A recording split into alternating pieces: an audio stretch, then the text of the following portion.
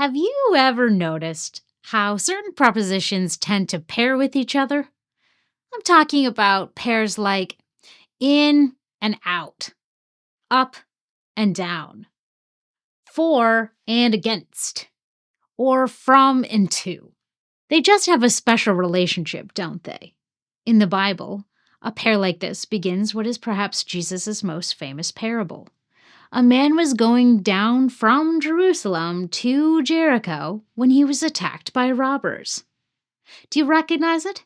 It's the parable of the Good Samaritan, an important story for us to think about how we should care and love for those around us.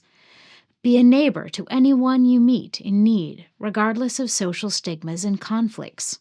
One of our major projects this year was about prepositions like this pair, from Jerusalem to Jericho, where you start in one place, the source, and end in another, the goal. Prepositions are these tiny words, but they're essential for describing our experiences of travel and motion.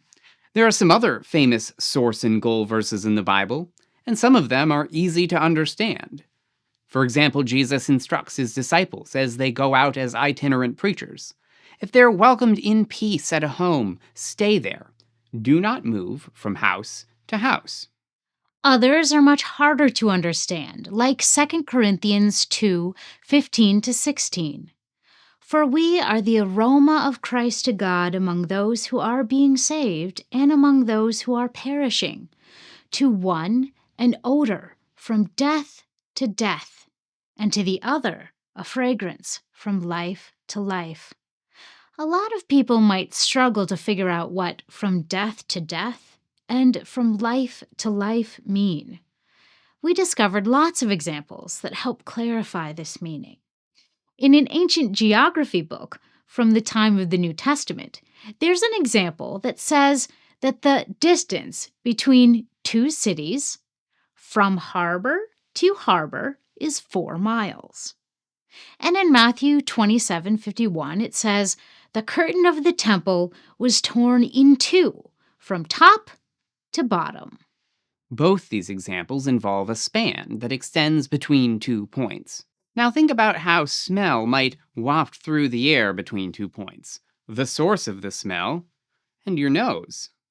This is the image Paul is presenting in 2 Corinthians 2:15 and 16. Paul says that we are God's captives, being led in Christ's triumphal procession in verse 14. The crowds who are gathered around see us in the procession, and some of them perceive us as going to our death. Others, though, perceive us as headed toward the new life brought by Christ's resurrection. The dead and the living have profoundly distinct smells. The smell of death is rotten and revolting, but the smell of life is fresh and new. The first group smells death because they are dying. A deathly smell extends from death to death. The second group smells life because they are being saved. The aroma extends from life to life. The New Living Translation communicates this meaning well. To those who are perishing, we are a dreadful smell of death and doom. But to those who are being saved, we are a life-giving perfume. We want to make our work as accessible and freely available as we can for Bible translators. We are excited to already see our work on prepositions in the Bible getting into the hands of translation teams, including a translation consultant working with Bible translation projects in Central and South America. Okay,